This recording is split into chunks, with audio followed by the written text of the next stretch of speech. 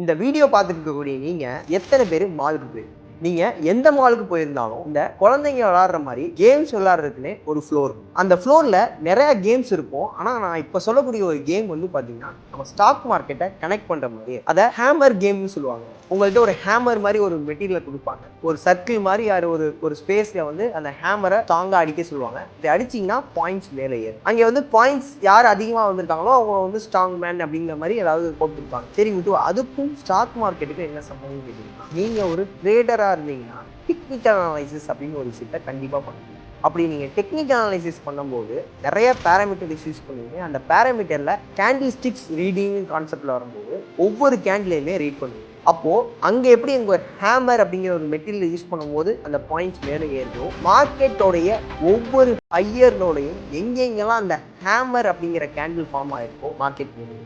Next time நீங்கள் மாலுக்கு போனீங்கன்னா அந்த கேம் மட்டும் விளையாடாமல் அந்த ஹேமர் எந்த அளவுக்கு ஸ்டாக் மார்க்கெட்லேயும் உதவுங்கிறத உங்கள் பசங்களுக்கு சொல்லுங்கள்.